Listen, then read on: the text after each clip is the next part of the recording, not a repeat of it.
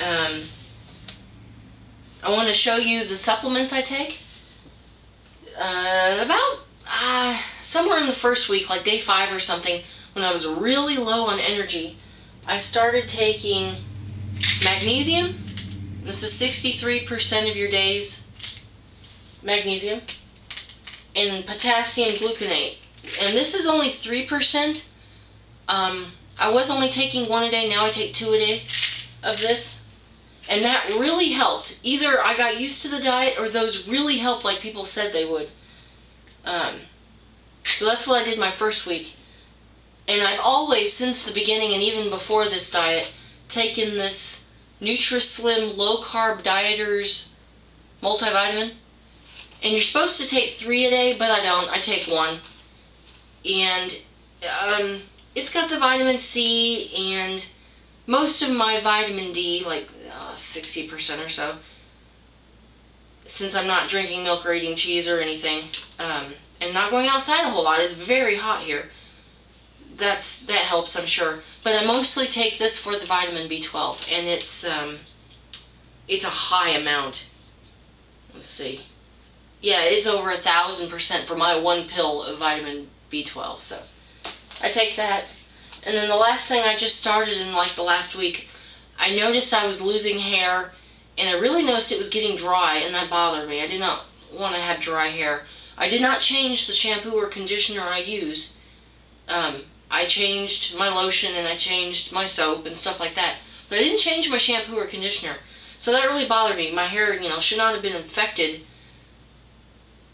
unless my diet was so poor that, that's the reason why. So I started taking biotin, this 1,000 micrograms. And either my steak day did it, or this did it, or I'm guessing a combination of both of them, but my hair is almost back to normal in just like 5 days. So biotin was a good one too. I'm not a real big take a bunch of supplements person, but when I see a real problem like fatigue or dry hair, real symptoms, that's when I went ahead and looked to see what I was lacking in. So maybe that'll help somebody else. And then I've started recently, I said in my last video that I was omitting my fruit and the grissini and adding back, not adding back, but introducing some coconut oil. I have a teaspoon to 2 teaspoons a day of coconut oil. Sometimes I cook with it, sometimes I make chocolate delight, and I'm going to give you my favorite chocolate delight recipe. I only make 1 serving at a time. It's I don't know why, but it's a danger food for me. So my recipe, not too different from other people's, is 2 teaspoons of coconut oil. And if I want the coconut flavor, I use the organic premium stuff. And if I don't want the coconut flavor, I use the Luana from Walmart. And I use 1 teaspoon of Truvia. And I buy the kind that's in a kind of a little container like this, and it has a pop-open top, and you can spoon it out. And I dump the whole thing in my food processor and let it go for a long time, and it'll kind of look like smoke and stuff, and you kind of got to cover the top a little. And I powder it. And if you don't do that, your chocolate delight is going to crunch, and I don't like that. So I powder it, and it works great. And I use a teaspoon of powdered Truvia, and then 1 teaspoon of Hershey's cocoa, and then 1 drop of almond extract. And that changes the flavor. I really love the almond extract in it. So I get one of those little plastic portion cups, little tiny thing, like not the little tiny white papery ones that you put ketchup in. They're a little bigger than that, but kind of the ones you get like salsa in or something, or maybe hot cheese sauce or something from Wendy's or whatever in. Just a little. I wish I knew how big it was. It probably holds a little more than a tablespoon. But I put my ingredients in there, and I mix it up really well, and then I stick it in the freezer, and it's the perfect size. After about 5 or 10 minutes, you can just pop it right out, and you get a little, about that big, circle coin, about that thick, kind of bar of chocolate.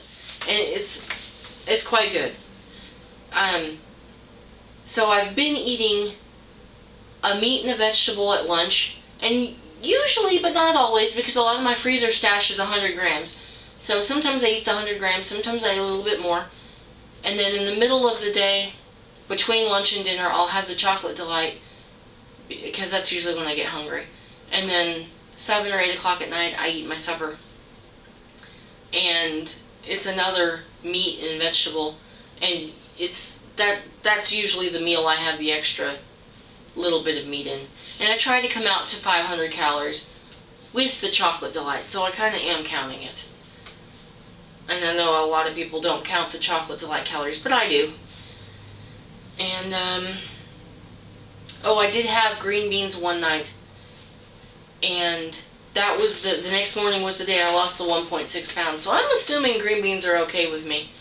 I made it in a chicken and green curry sauce, and I used the coconut oil that tastes like coconut to fry my chicken in, and then I used the Thai Kitchen green curry paste in there, and some lemon juice, and some fish sauce, Thai fish sauce, and some garlic and pepper and chicken broth. And it was quite good, very good. My husband, after I took mine out, he got coconut milk in his, a can of coconut milk added, and then I cooked it a little longer and thickened it up for him. So, but we eat that over, we mix in green beans, the big, long, frozen green beans that you can get at like Sam's. We buy a big old bag, and that's how we were doing it for our low carb diet. And I went ahead and made that one night for him because it's like his favorite meal, and I decided I'd be okay with green beans and try it out, see what happened. That one time it seemed to be okay for me, so I'll continue to watch that. But it was nice to have a different vegetable. So, but I'm not going to do that again until I'm in P3. I only have 2 more days to go, so it was good. So oh, and my chocolate delight, I forgot to mention, it's 80 calories a serving. So I believe that's it. So P3 coming up sooner than I expected. I plan on taking it slow. The first week I'm going to try to just add back the fat that's lacking in the diet, and I'm going to allow myself any meat, you know, pork or turkey or whatever. I'm not a big turkey fan, but I'd like bacon. I think I've only eaten eggs once during P2. I'll add back eggs. And a lot of vegetables, and I'm going to mix them. I'm going to try to stick with that for the first week, see how I do. I'm going to try to wait on introducing cheese and nuts and things like that, and I'm going to go slow because I only lost 15.6 pounds, and I really don't want to gain it back. And my cravings aren't so high right now. You would think, I think that steak helped because I'm not ready to jump into eating, you know, cheese or nuts or something. I'm okay today, and I think that's going to help by alleviating some of my desires. I think it's going to make it easier to do P3 slowly.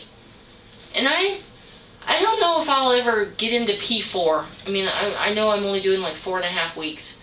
I don't know. I don't know if I'll even, I don't think I'll introduce any bread at all. I might add some fruit in at the end. And I know the night before I'm going to load, we're going to go to this new frozen yogurt place in town. I'm going to try to stick mostly to sugar-free, because my husband said they did have sugar-free, a couple of varieties. So, but I might try a little if they have a unique flavor. I might try some regular too. And then the 2 days after that, I'm going to load. And I mostly do fats there too, but I will allow myself on those 2 days to eat some carbs, because there are going to be some things I'm going to miss. So that's my plan. I'll vlog in a week or so and let you know how I'm doing, unless I have a problem, and then I'll get on sooner. But please let me know if you have any ideas how my dosing could be off that much. And have any of you ever come across that? I mean, to be 7 doses short, I had like 26 injections total, because I skipped some here and there. Spreading those seven injections over the 26, I was overdoing it somehow, or it was evaporating. I don't know. I'm baffled. Anyway, y'all have a good week. Happy releases and happy stabilization, and best of luck to you. Bye.